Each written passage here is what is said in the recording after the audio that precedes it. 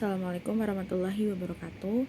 Selamat pagi yang saya hormati dosen pembimbing mata kuliah kajian puisi, Bu Niken, serta teman-teman sekalian. Perkenalkan, saya Nurul Iza dari kelompok 1 yang akan menjadi moderator dalam diskusi pada pagi hari ini. Adapun anggota kelompok 1 selain saya ialah Rifka Farezi, Yuwana Era Jayanti, Luciana Pramaswari, dan Dinda Kesha Azhara Supandi. Pada kesempatan kali ini kami akan berdiskusi tentang memahami unsur pendukung dari struktur puisi. Baik teman-teman, langsung saja kita mulai penyampaian materi pertama akan disampaikan oleh rekan kami. Kepada Lucy, dipersilakan. Pengertian puisi. Puisi merupakan salah satu jenis karya sastra yang gaya bahasanya sangat ditentukan oleh irama-irama serta penyusunan lirik dan bait. Penulisan puisi dilakukan dengan bahasa yang cermat dan pilihan kata yang tepat, sehingga meningkatkan kesadaran orang akan pengalaman dan memberikan tanggapan khusus lewat penataan bunyi, irama, dan pemaknaan khusus. Selanjutnya yaitu unsur-unsur pembangunan puisi. Sebuah puisi adalah sebuah struktur yang terdiri dari unsur-unsur pembangunan. Unsur-unsur pembangunan tersebut dinyatakan bersifat padu karena tidak dapat berdiri sendiri, tanpa mengaitkan unsur yang satu dengan unsur lainnya. Unsur-unsur dalam sebuah puisi bersifat fungsional dalam kesatuan dan juga bersifat fungsional terhadap unsur lainnya. Puisi terdiri atas dua unsur pokok, yakni struktur fisik dan struktur batin. Kata Waluyo 1991.29.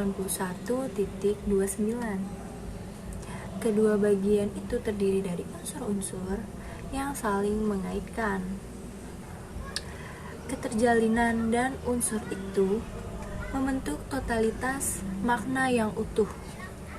Struktur batin puisi terdiri atas nada, tema, perasaan, dan amanat. Sedangkan unsur fisik puisi terdiri atas diksi, pengimajian, kata konkret, majas, verifikasi, dan tipografi puisi. Majas terdiri atas lambang dan kiasan, sedangkan verifikasi terdiri dari rima, ritma, dan metrum. Kata Waluyo 1991. 1. Struktur fisik puisi. Struktur fisik puisi adalah unsur pembangun puisi dari luar. Waluyo 1991. Puisi disusun dari kata dengan bahasa yang indah dan bermakna yang dituliskan dalam bentuk bait-bait. Struktur fisik puisi terdiri atas diksi, imajinasi, kata konkret, majas, verifikasi, majas, dan tipografi. Yang A. Diksi pilihan kata. Diksi yaitu pemilihan kata-kata yang dilakukan oleh penyair dalam puisinya. Karena puisi adalah bentuk karya sastra yang sedikit kata-kata dapat mengungkapkan banyak hal, maka kata-katanya harus dipilih secermat mungkin.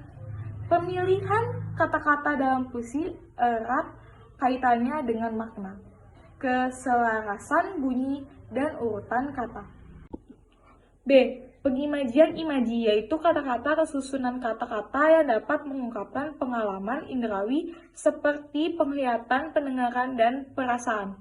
Imaji dapat dibagi menjadi 3, yaitu imaji suara, auditif, imaji penglihatan, visual, dan imaji raba atau sentuh, imaji taktil. Imaji dapat mengakibatkan pembaca seakan-akan melihat, mendengar, dan merasakan seperti apa yang dirasakan dalam penyair. Pengimajinasian dalam puisi berguna untuk memberi gambaran yang jelas, menimbulkan suasana khusus, membuat hidup gambaran dalam pikiran dan penginderaan, serta untuk menarik perhatian dan memberikan kesan mental atau bayangan visual penyair menggunakan gambaran-gambaran angan. C. Kata konkret. yaitu kata yang dapat ditangkap dengan indera yang memungkinkan munculnya imaji. Kata-kata ini berhubungan dengan kiasan atau lambang. Misalnya, kata konkret salju melambangkan kebekuan, cinta, kehampaan hidup, dan lain-lainnya. Sedangkan kata konkret rawa-rawa dapat melambangkan tempat kotor, tempat hidup, bumi, kehidupan, dan lain-lainnya. Kata konkret merupakan syarat terjadinya pengimajian atau pencitraan. D. Bahasa figuratif. Bahasa yang digunakan oleh penyair untuk menyatakan sesuatu dengan cara yang tidak biasa, yakni secara tidak langsung, mengungkapkan makna kata atau bahasa yang bermakna kias atau makna lambang. E. Versifikasi atau rima, ritma, dan metrum. Rima adalah pengulangan bunyi dalam puisi untuk membentuk musikalisasi atau orkestrasi sehingga puisi menjadi menarik untuk dibaca. Dalam puisi banyak jenis rima yang kita jumpa, antara lain A. Menurut bunyinya. 1. Rima sempurna bila seluruh suku akhir sama bunyinya. 2. Rima tak sempurna bila sebagian suku akhir sama bunyinya. 3. Rima mutlak bila seluruh bunyi kata itu sama. 4. Ansonansi, perulangan bunyi vokal dalam satu kata. 5. Aliterasi, perulangan bunyi konsonan di depan setiap kata secara berurutan. 6. Pisonansi atau rima rangka, bila konsonan yang membentuk kata itu sama, namun vokalnya berbeda. Selanjutnya B. Menurut letaknya. 1. Rima depan, bila kata pada permulaan baris sama. 2. Rima tengah, bila kata atau suku kata di tengah baris suatu puisi itu sama. 3. Rima akhir, bila perulangan kata terletak pada akhir baris. 4. Rima tegak, bila kata pada akhir baris sama dengan kata pada permulaan baris berikutnya. 5. Rima datar, bila perulangan itu terdapat pada satu baris. C. Menurut letaknya dalam bait puisi. 1. Rima perangkai dengan pola AA, BB, CC, DD. 2. Rima berselang dengan pola AB, AB, C, D, F. 3. Rima berpeluk dengan pola A, B, B, A, C, D, D, C. 4. Rima terus dengan pola A, B, B, B, B. 5. Rima patah dengan pola A, B, A, B, C, B, B. 6. Rima bebas, rima yang tidak mengikuti pola persajakan yang disebut sebelumnya. 7. Efoni, kombinasi bunyi yang merdu dan indah untuk menggambarkan perasaan mesra, kasih, sayang, cinta, dan hal-hal yang menggembirakan. 8. Kakafoni, kombinasi bunyi yang tidak merdu, parau, dan tidak cocok untuk memperkuat suasana yang tidak menyenangkan. Kacau, serba tak teratur, bahkan memuakan. Ritma pertentangan bunyi, tinggi rendah, panjang pendek, keras lemah, yang mengalun dengan teratur dan berulang-ulang, sehingga membentuk keindahan ritma terdiri dari 3 macam, yaitu 1. Andante, kata yang terdiri dari 2 vokal yang menimbulkan irama lambat. 2. Allegro, kata bervokal 3 menimbulkan irama sedang. 3. Moto allegro, kata yang bervokal 4 yang menyebabkan irama cepat. Metrum adalah perulangan kata yang tetap bersifat statis menurut Waluyo pada tahun 1991. Nama metrum didapati dalam puisi sastra lama.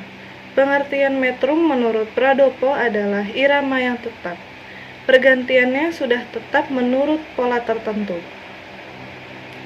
Peranan metrum sangat penting dalam pembacaan puisi dan deklamasi. Ada bermacam tanda yang biasa diberikan pada tiap kata. Untuk tekanan keras ditandai dengan garis miring di atas suku kata yang dimaksudkan. Sedangkan tekanan lemah diberi tanda U di atas suku katanya. Selanjutnya, tipografi. Salah satu ciri yang membedakan puisi dengan karya sastra lain pada bentuk tulisannya atau tata wajah. Melalui indera mata, tampak bahwa puisi tersusun atas kata-kata yang membentuk larik-larik puisi. Larik-larik itu disusun ke bawah dan terkait dalam bait-bait. Tipografi puisi merupakan bentuk visual yang bisa memberikan makna tambahan dan bentuknya bisa didapati pada jenis puisi konkret. Tipografi bentuknya bermacam-macam, antara lain berbentuk grafis, kaligrafi, kerucut, dan sebagainya. Jadi, tipografi memberikan ciri khas puisi pada periode angkatan tertentu. Oke, terima kasih Saudari Yuwana. Perkenalkan teman-teman, saya Rifki. Saya akan membacakan materi yaitu struktur batin puisi. Struktur batin puisi merupakan wacana teks puisi secara utuh yang mengandung arti atau makna yang hanya dapat dilihat atau dirasakan melalui penghayatan. Tanpa penghayatan, unsur-unsur puisi yang membangun dari dalam mustahil dapat memahami puisi secara benar. A. Tema.